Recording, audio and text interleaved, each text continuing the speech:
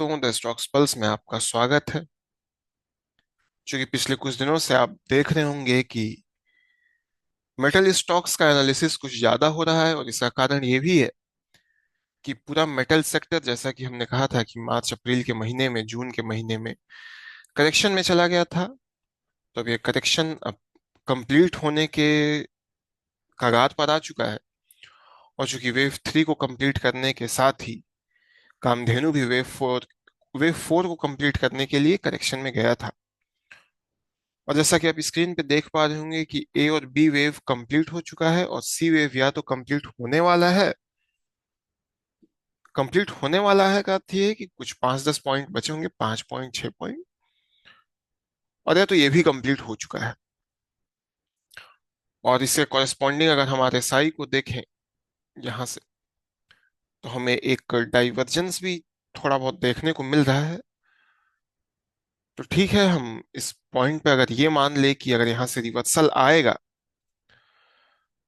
तो जब wave 4 complete होता है, इसके बाद जब यहाँ से रिवर्सल आता है, तो वेव फिफ्थ में जब 5 इम्पल्सिव वेव्स बनती हैं, तो इम्पल्सिव वेव्स 127% का मिनिमम रिट्रेसमेंट देती हैं। तो अगर यहाँ से ये रिवर्सल लेता है, तो हमें आने वाले समय में कामधेनु लिमिटेड 72 रुपीज के प्राइस पर लगभग ट्रेड करता हुआ दिख सकता है, जो कि 127% का 1.272 का एक रिट्रेसमेंट होता है। और अगर हम यहाँ से एक रिटर्न की बात करें, तो जिस प्राइस पर आज ट्रेड कर रहा है, अगर हम इस पर रिटर्न की बात करें, तो ये लगभग 57% का रिटर्न बनता है, जो कि एक अच्छा रिटर्न है। और कामधेनु लिमिटेड के अगर हम इतिहास को देखें, तो जब भी यह शेयर, अगर आप पीछे के मूव को देख रहे होंगे, तो आप एक अनुमान लगा सकते हैं कि जिस समय यह शेयर अपने रफ्तार को पकड़ता है, जब अपने न्यू हाई की तरफ बढ़ता है, तो उस समय इसका स्पीड काफी तेज होता है। उस समय लगता है कि यह रुकेगा ही नहीं, क्योंकि एलियट वेव को फॉलो करना होता है, इसलिए इसे रुकना होता है। तो हमें लगता है कि जिस समय मूव आएगा, वो एक उसका मोमेंटम बहुत फास्ट होगा। वो हो सकता है कुछ वीक्स में कंप्लीट कर दे। तो यहाँ पे कामधेनु लिमिटेड की एलियट वेव एनालिसिस समाप्त होती है। अगर हम फंडामेंटल्स की बात करें, तो कामधेनु लिमिटेड एक बहुत ही छोटी कंपनी है। 1198 करोड़ के मार्केट कैप वाली ये कंपनी लगभग 1200 करोड़ का मार्केट कैप है। तो ये कंपनी स्मॉल कैप है। अगर इसके हम अर्निंग पर शेयर्स को देखें, तो ये 2.13 है, और जो कि 33.86% से ईयर ऑन ईयर बेसिस पे ग्रो किया है, जो कि एक बहुत अच्छी बात है। इसमें वैल्यू एड ऑन कर रहा है। इसका अर्निंग पर शेयर जिस तरह से बढ़ रहा है, कंपनी की पीई की बात करें, प्रॉफिट टू अर्निंग रेशियो की, तो 20.28 है, जो सेक्टर पी 25.32 से थोड़ा कम है। ये भी एक वैल्यू ऐड कर रहा है, प्लस पॉइंट है।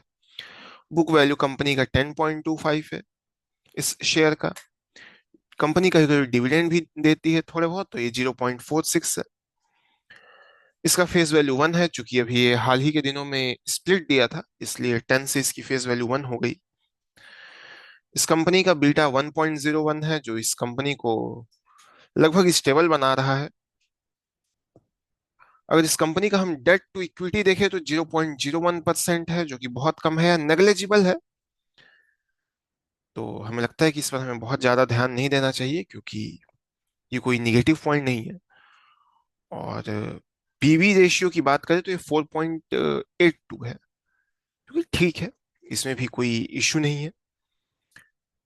तो यहाँ पे कामधेनु लिमिटेड का फंडामेंटल और टेक्निकल एनालिसिस समाप्त होता है।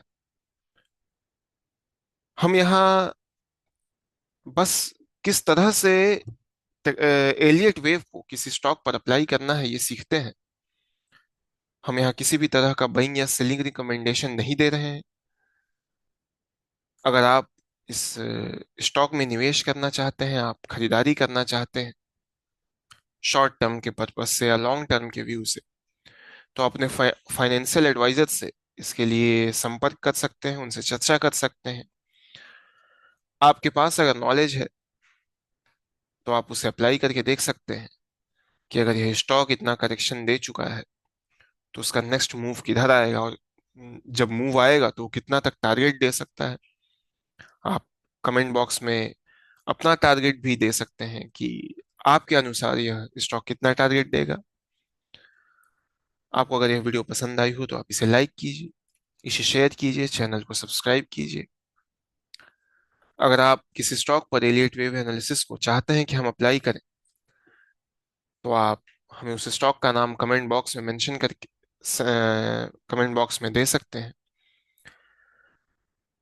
हम आपसे जल्दी ही मिलेंगे एक नए स्टॉक पे एलियट वेव एनालिसिस के साथ। तब तक आप हमारा इंतजार कीजिए। बहुत बहुत धन्यवाद।